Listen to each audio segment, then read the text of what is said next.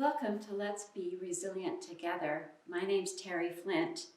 I am a lover of Pilates, but also an expert on change and resilience. So I'm excited to share with you part 2. Now, last week I invited you to think, what would you regret not doing during this crisis, or what would you regret doing?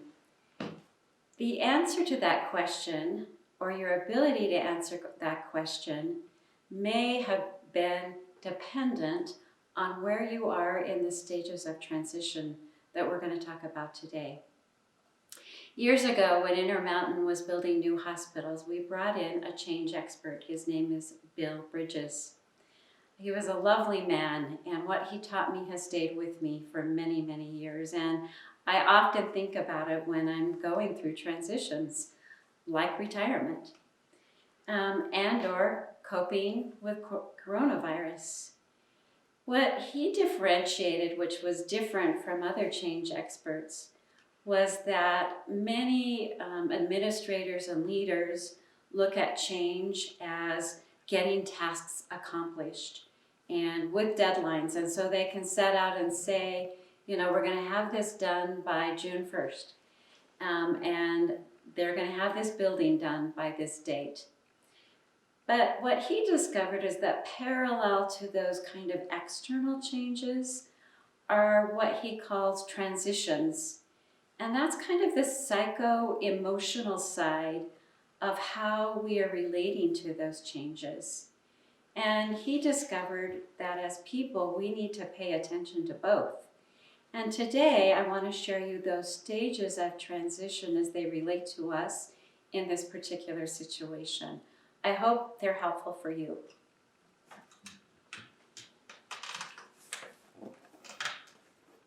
I'll show these quickly and then I'll put the board down so it isn't annoying.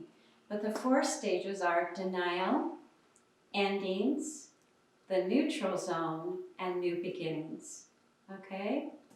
So the denial is when we simply are in denial that anything is happening.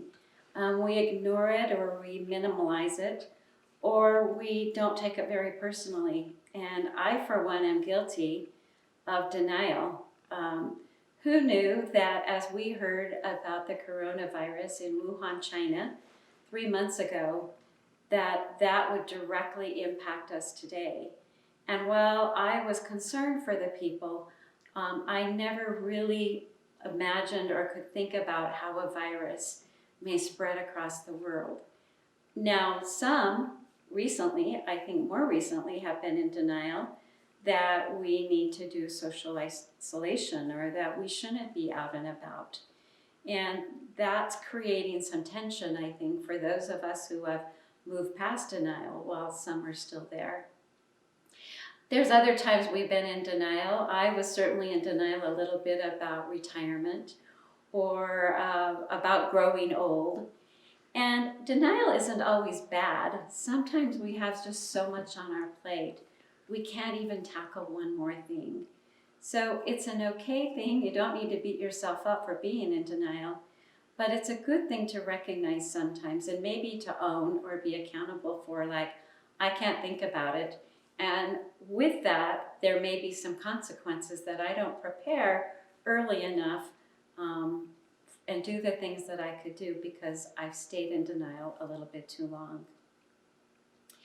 The next phase is endings. And by the way, you can see that this model applies individually, maybe with your family, larger groups, and even with our country. I think all of us can think of times when we've seen evidence of denial. And we're now seeing us move into this new phase, or the second phase of endings. And endings is really the painful part of saying goodbye or of losing things that we had prior to the change. And we don't always even understand what they're going to be. They kind of unroll or unfold as the change moves forward. I know many grandparents are grieving the loss of their grandchildren and being able to cuddle with them and be close to them and play with them. Many of us are grieving being able to go and visit friends or to be at work. There's the losses of jobs and of the stock market and the worry about, all of the losses that could mean, both short-term and long-term. There's a list maybe of those losses. Your children aren't able to go play with their friends. And it's okay for us, in fact, it's healthy for us to make that list and to say, these are the things we're longing for. And maybe we took them way for granted, and we won't do that again. I think one of the, not so funny, but I think it's interesting that yeast is something in Utah that is not to be found in the grocery stores. Who would have thought yeast? But it's something we won't take for granted again, that ability to bake and to make bread with our valuable yeast.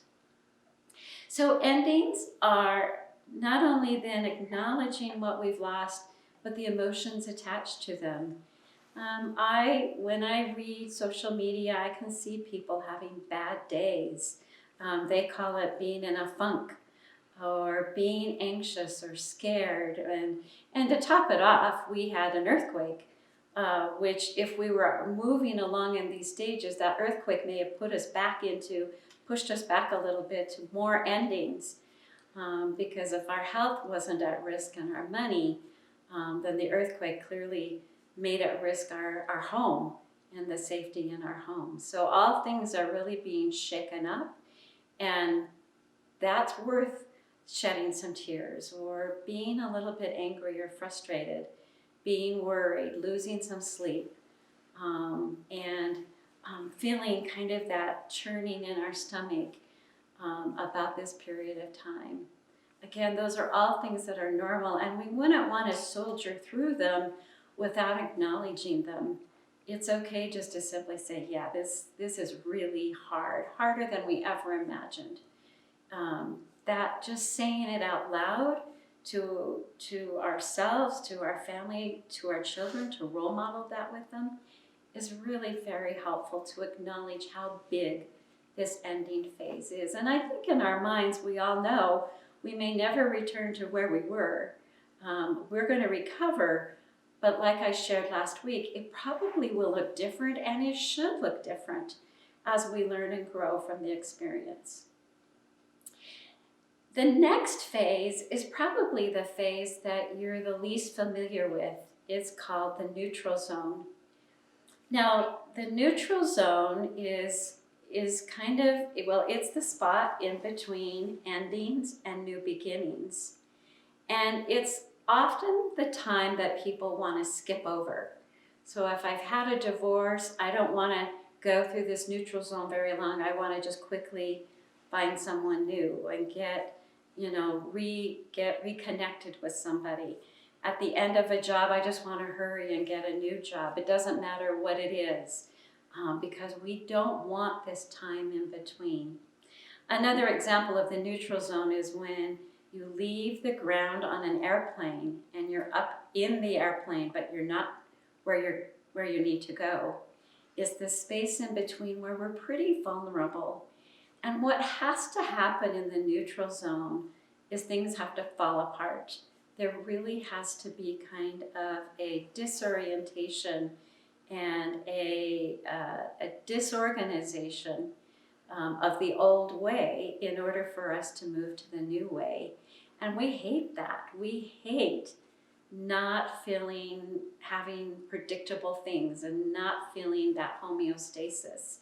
And the neutral zone is where we may feel the most confusion and clumsiness about what to do. In our homes, it may be where you're still struggling to say, I don't know what to do every day. Am I supposed to watch TV? Am I supposed to get dressed? When should I shower? How do I connect to people? What should I be doing? Because our old routines have ended. They were part of that ending. But the good news and the hopeful news, and why change can be so restorative and renewing, is that it's near the end of the neutral zone that we begin to make some discoveries.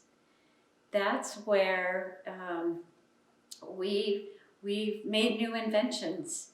It's been that place where we're almost ready to give up, and then we discover. We hit Eureka, and we somehow figure out this is what I'm supposed to learn.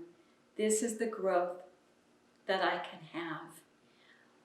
Inevitably, I find that this is where, if we hang in there long enough, we'll learn. It's like the story I shared last week of the woman with breast cancer who learned she wasn't going to go visit her mother-in-law anymore. Now, it took quite a bit of time of her going through that journey before she discovered that. I visited her almost a year later. So this isn't a quick job, but it's something that if your intention is to find it, you inevitably will. Because it then really builds on our new beginning. It begins to say to us, what will I do differently? Who am I going to be differently now that I've gone through this crisis? Now, I share these with you to, first of all, to have you think to yourself, where am I? You know, am I still in denial? Am I still grieving and angry and upset? Have I moved a titch over to the neutral zone where I'm thinking about what I could do? What are the things I might do to find a new routine? And or am I feeling pretty good and I've got this down? I'd be a little surprised if we were all, too many were in the new beginnings. But hopefully you've begun to move from the endings over to the neutral zone, where you're beginning to say, we've had a few weeks to discover what works and doesn't work. And we're finally kind of beginning to fine-tune our daily routine. And we're able to maybe begin to see what is it that we want to accomplish. So I shared with you that if you weren't able to answer that question last week, it may be because you were still so much in denial or in the ending phase that thinking of something good coming from this was just beyond your imagination at the time. And that was okay. We think differently as we move through the phases, and that's why I want to point them out to you, so you kind of begin to know when you've moved. Now, you can go through this at the speed or the pace that you will do. Some people will be pretty quick, some people will be moderate, and some people might be slower. It doesn't really matter. All of us will get to where we need to go in due time. What does matter is that you don't get stuck. Now, what does that stuck look like? Well, stuck looks like when you just begin to freeze up, like your computer. It stops running, that there's no more, you've begun just to be in a place of inertia, and you're feeling so frozen that you are having a hard time getting up out of bed or getting dressed, or you've begun to withdraw and not reach out to your friends and family. Maybe you've begun to do behaviors that aren't so good because you don't really know, because you've gotten frozen and have gotten stuck. And that's who we would worry about and would want you to ask for help. Raise your hand, say to your family, talk this through with me. Help me to know how come you've moved forward, what's been helpful for you, and what have they done that's been helpful for them? And or if you need to reach out to a crisis line, or even to me to help you get to where you need to go, please do that. Because this is a process we get to do all together. I mean, that's pretty unusual that the whole world gets to go through transitions together.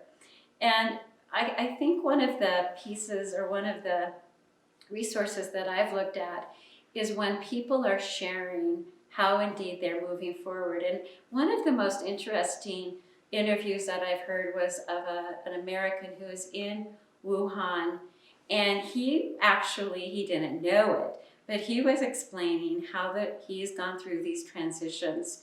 He talked about in the early days when they were just in shock and could hardly move. And then they moved to where they got their routine and they got their rhythm. And he was even at the point where he was beginning to say, wow, we learned some pretty amazing things together here. So be on the lookout for where you can identify these stages in the world, in our country, in the people that you're with, but above all, with you. And again, the message is, as I go through these stages, I'm normal, I'm not crazy, but the key is I'm making a little bit of progress every day. And this was intended to help you do that very thing, make a little bit of progress. See you next week.